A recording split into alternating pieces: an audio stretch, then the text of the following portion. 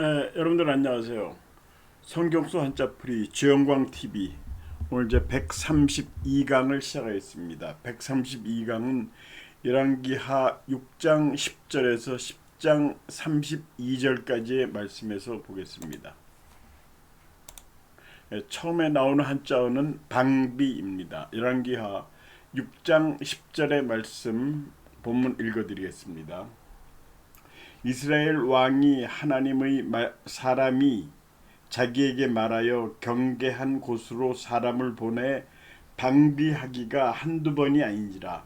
자, 방비한다.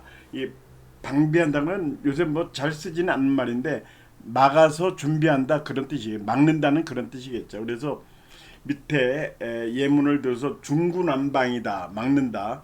그래서 중구난방이란 말 뭐 많이 하죠. 뭐 이 사람 얘기하고 저 사람 저 얘기하니까 중구난방으로 얘기하지 마라, 뭐 그렇게 하죠.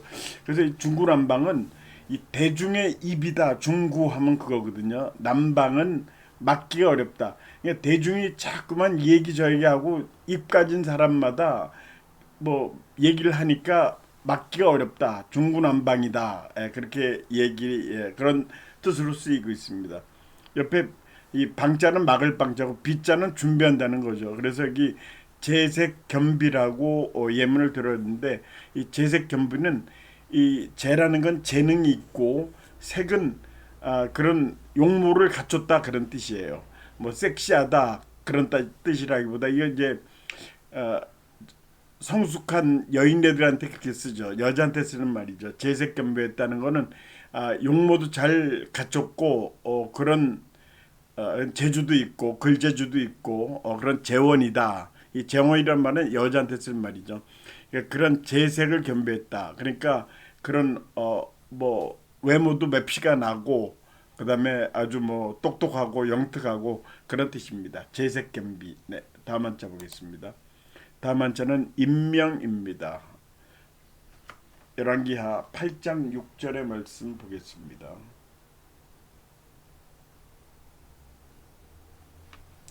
왕이 그 여인에게 물음에 여인이 설명한지라. 왕이 그를 위하여 한 관리를 임명하여 이르되, 이 여인에게 속한 모든 것과 이 땅에서 떠날 때부터 이제까지 그의 밭의 소출을 다 돌려주라 하였더라. 그래서 여기 임명한다. 임명한다는 건 뭐 우리 임명장도 받고 많이 쓰죠. 임명한다. 맡길 임자에 목숨 명자, 어떤 일을 맡긴다 그런 뜻이죠. 그래서 이게 배임술의 예문을 들어드렸어요. 요새 뭐 배임 이런 말 많이 쓰죠.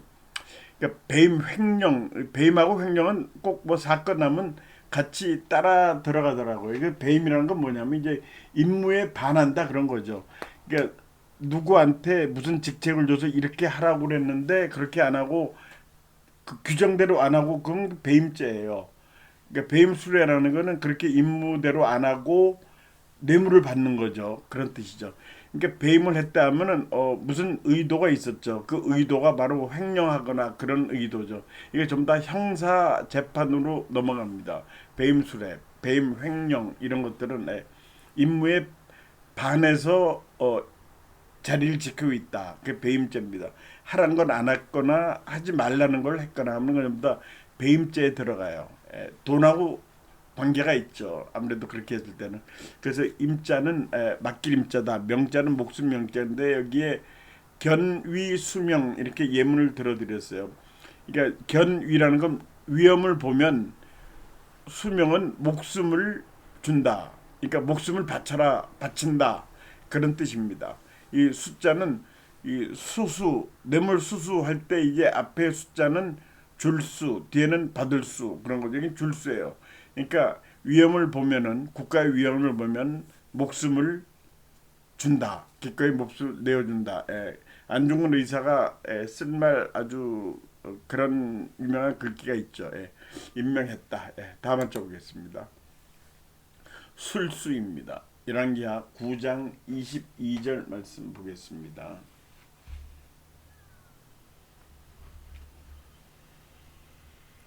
요람이 예후를 보고 이르되 예후야 평안하냐 하니 대답하되 내 어머니 이세벨의 음행과 술수가 이렇게 많으니 어찌 평안이 있으랴 하더라 하고 이제 술수가 이렇게 많다. 술수는 뭐 좀 재주 부리는 거죠. 좀 안 좋죠. 술수를 부린다 하면은 뭐 정상적인 방법이 아니고 좀 나쁜 방법으로 뭐 일을 도모하는 거죠.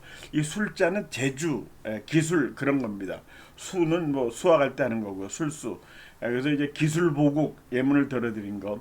기술로서 나라에 보답한다. 이 우리나라 아주 유명한 어느 그룹에 가면 그렇게 써 있어요. 기술보국이다. 이 기술로서 나라에 보답한다. 그런 의미를 굉장히 그런 쪽으로 회사의 모토를 가지고 움직이는 회사가 있습니다. 세계적인 회사입니다. 그 다음에 여기 삭사광래, 이거 수수왕래라고 읽으면 안 돼요. 일단 삭사왔는데 이거는 여기서 삭이라는 거는 여러 차례 자주 그런 뜻이에요. 이게 삭사왕래라는 거는 자주 왔다 갔다 한다 그런 뜻이겠죠. 이게 숫자를 삭으로도 쓰는데 삭으로도 읽는데 그때는 의미가 다르다는 그런 뜻으로 여기 하나 써드렸습니다. 예. 술수 다만자 정원입니다. 열왕기하 9장 27절의 말씀 보겠습니다. 유다의 왕 아하시아가 이를 보고 정원의 정자길로 도망하니 예후가 그 뒤를 쫓아가며 이르되 그도 병거 가운데서 죽이라 하며 이블로암 가까운 구루 비탈에서 치니 그가 무기토까지 도망하여 거기서 죽은지라. 여기 정원의 정자길로, 여기 정원 정자 두 가지 한자가 나옵니다. 정원하면 이제 우리 가든이죠. 가든하면 이제 우리 그 무슨 고깃집이 생각이 나죠. 특히 뭐 소고기, 주로 이제 소고기집이 많죠. 소고기 구워 먹는 집. 우리나라는 이제 가든하면 그렇게 많이 이름을 붙였어요. 사실 가든은 이제 정원이라는 뜻인데 아파트가 아니라 일반 주택에서 집 앞에 꽃도 심고 뭐 여유가 있으면 잔디 두니까 그게 정원인데 하여튼 이 가든이라 이름 영어로 가든으로 번역되는데 하여튼 그런 여담으로 말씀드린 거고요. 여기 정자는 뜰 정자예요. 친정 식구. 그래서 이제 친정 식구는 결혼하기 전에 자기 친정이 있었겠죠. 친정 식구가 와가지고 뭐 대접을 했다 이렇게 하고 우리는 특히 친정 식구에 얽힌 그런 예의가 많죠. 이 친정이 부자라면 별도인데 이 친정이 이제 어려운 데가 많죠. 그러니까 친정 식구가 왔는데 그 그걸 맞이하는 그 친정 식구들을 맞이하는 그 여인네죠. 여인네들이 참 어렵게 음식 준비하고 그러고 이제 그런 애완들 그런 게 어떤 소설책 같은 데도 여러 번 나오고 영화에서도 많이 소개되고 그러죠. 친정에서 온 식구 가족. 그래서 이제 식구는 밥 먹는 입이다. 우리가 이제 어렵게 살아가지고 이 식구라는 말을 지금도 많이 쓰고 있어요. 몇 식구야 뭐 이렇게. 하여튼 이 정은 뜰이라는 얘기다. 뜰, 야드. 그리고 원은 동산이죠. 동산. 여기 밑에 예문 들어드린 거 도원의 결이, 도원결이 좀 많이 들어보셨죠? 이 도원결이는 삼국지에서 나오는 거죠. 도원이라는 곳에서 세 사람이 결의를 합니다. 그 세 사람이 유비, 관우, 장비. 그래서 의형제를 맺고 결의를 하는 거죠. 우리 잘해보자. 그래서 이제 이 삼국지에서 의형제 맺는 게 있어가지고 요새도 이제 우리 주위에서 가끔 저 주위에서 봅니다. 의형제를 맺었다. 누가 의형제를 맺었다. 누구 세 사람이 의형제를 맺었다. 뭐 의남매를 맺었다. 뭐 그렇게 하는데 근데 저는 또 그런 걸 많이 봐요. 이제 거래 관계로 막 친해져 갖고 의형제를 맺는 건 좋은데 거래 관계 끊어지거나 이제 거래 관계가 안 좋게 될 때는 뭐 의형제 맺은 거는 온데간데 없어졌어요. 그 도원이라는 거는 이제 복숭아 도자죠. 복숭아 도자의 원은 동산 원자. 그래서 도원동이라는 데가 있어요. 서울에. 이 도원동이 인천에도 있습니다. 도원동. 그런 동네가 이건 뭐 별도로 하는 건데 정원은 그런 집에 있는 조그만 뜰이다. 이렇게 보시면 되죠. 다만 저 정자 아까 본문은 읽어드렸습니다. 열왕기하 9장 27절. 이 정자라는 건 조그만 그 경치가 좋은데 이렇게 호젓하게 있는 그런 집을 정자라고 그래서 여기서 자자는 뭐 의미는 없어요. 그냥 전미사로 쓰이는 거고요. 이 정자는 정자도 되고 전에 이제 조선시대 고려시대에 있던 주막 이런 것도 정이라고 그랬어요. 정자를 붙였어요. 그래서 예문으로 들어드리는 거 토정비결. 이거는 이제 토정이라는 호를 가진 분, 성은 이씨예요. 이지암 선생이 그런 사람들의 뭘 근거로 했는지 하여튼 그 책자를 만들었죠. 토정비결을 만들어서 오늘날까지도 지금은 많이 이제 없어졌습니다. 뭐 길가에 토종비를 보는 사람은 많이 없어졌는데 연말 되면 이제 그런 게 많이 있었죠. 요새 토종비를 인터넷에서 찾아보면 다 나옵니다. 그래서 이제 토종 비결 어떤 사람이 이런 일화가 있어요. 어디 이제 가서 봤는데 토종 비결 기분이 나쁘게 나와서 다른 데도 갔대요. 또 토종 비결 봤는데 똑같이 나오잖아요. 이거요.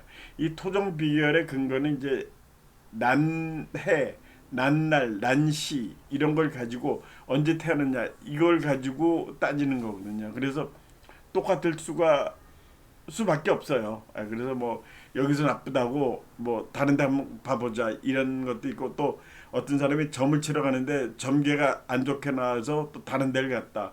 근데 가봤자 소용이 없다 이거죠.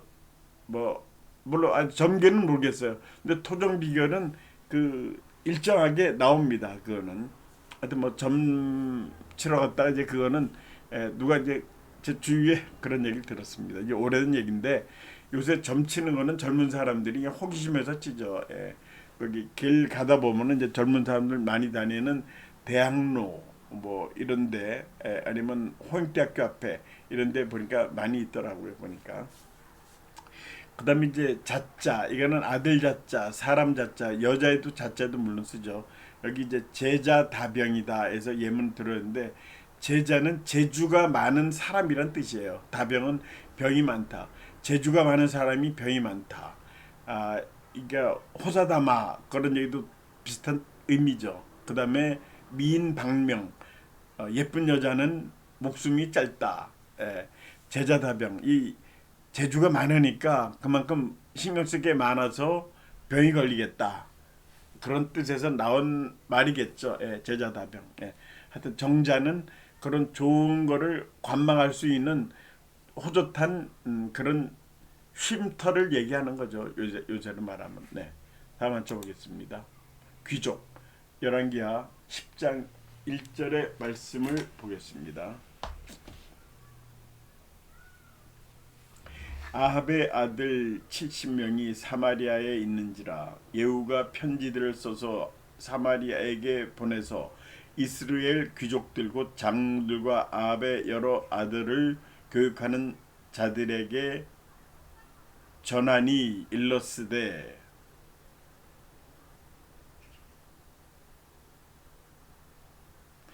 귀족이라는 말이 나오죠. 귀족. 귀족은 이제 높은 지위에 있는 그런 족속이다.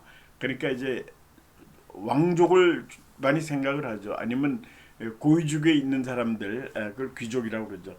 여기서 이제 노동 귀족 이게 이제 요새 비꼬아서 하는 말이죠. 이거는 이 요새 노동자들 그런 신분이 많이 상승이 됐죠. 이게 1987년에 그때 이 노동에 대한 그런 권위가 많이 이제 올라가게 됐죠. 그때 87년에 선거, 대통령 선거를 직선제로 바꾸면서 여러 가지 것들이 변화가 있었는데 그 중에 특히 이 노동 부분에 대해서는 굉장히 발전을 이뤘어요. 그래서 이제 억눌린 노동자들이 많이 지위가 향상되고 급료가 올라가고 그런 현상들이 있었죠. 그래서 노동 귀족 요새 아주 뭐 얘기를 들어보면 굉장히 심할 정도로 귀족 대우를 받는다. 그래가지고 이제 노동 귀족이라는 말을 매스컴에서 쓰기 시작했습니다.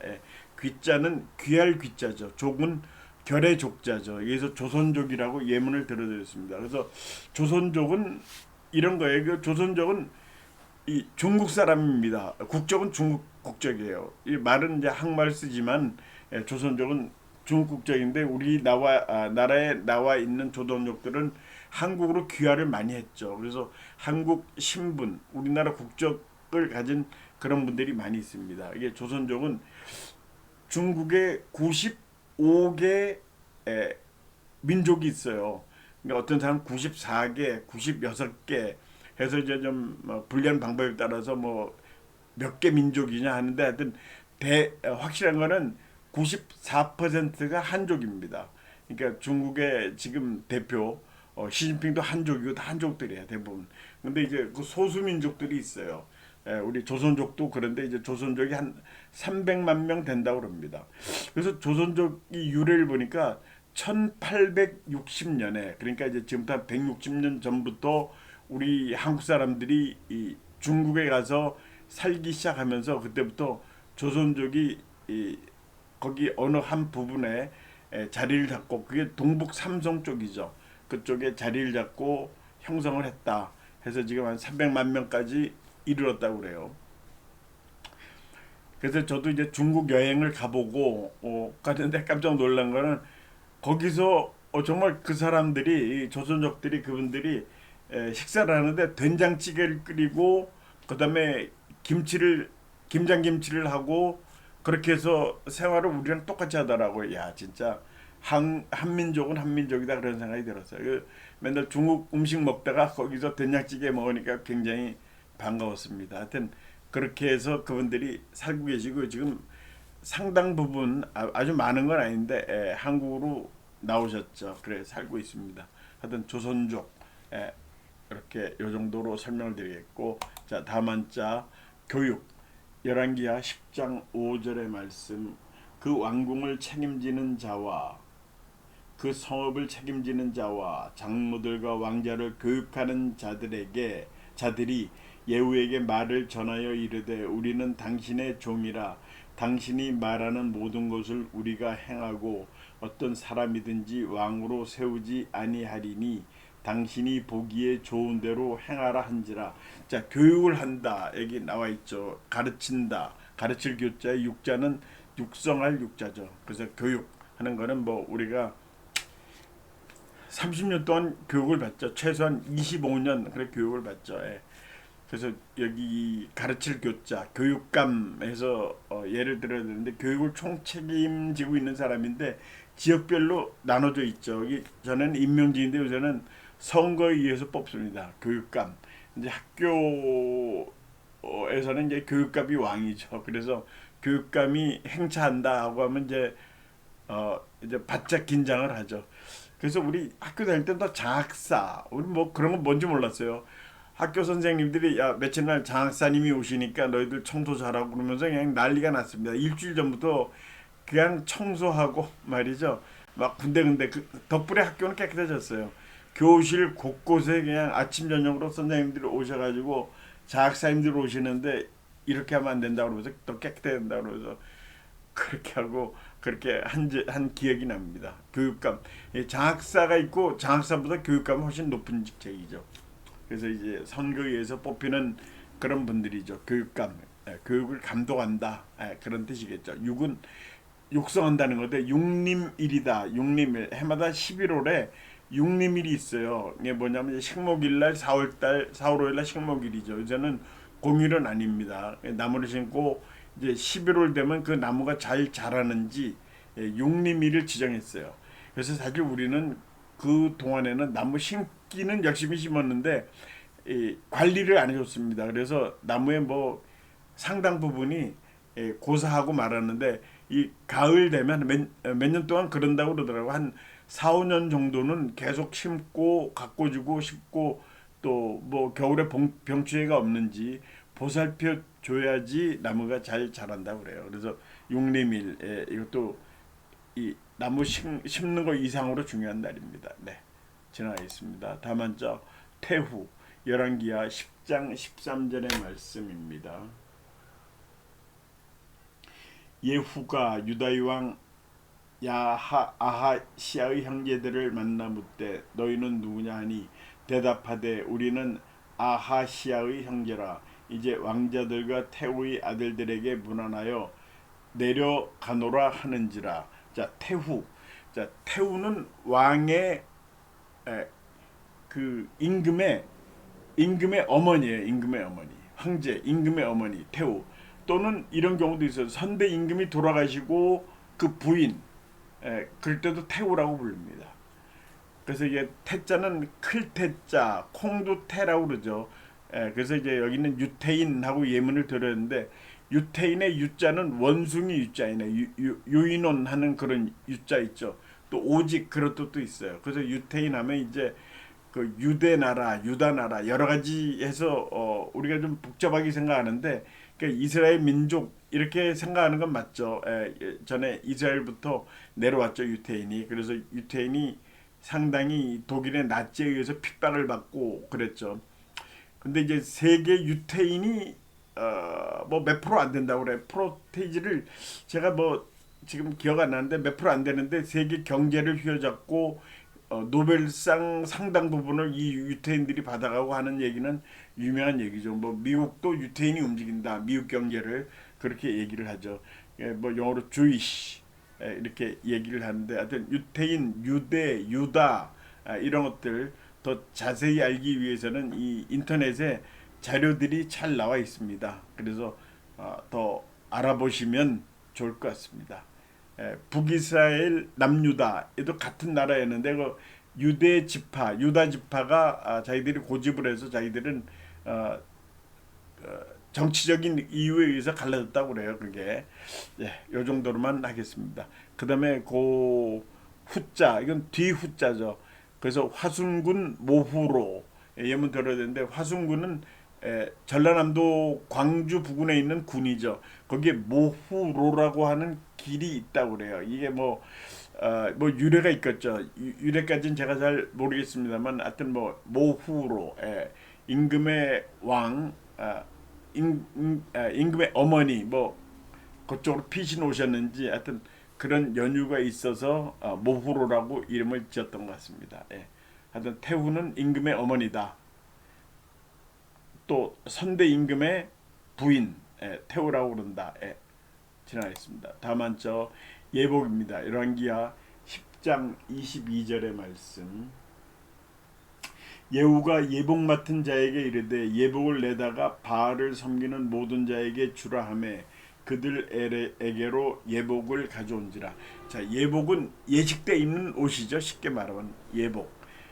그래서 이제 예자는 예절 예자고 복자는 옷 복자예요.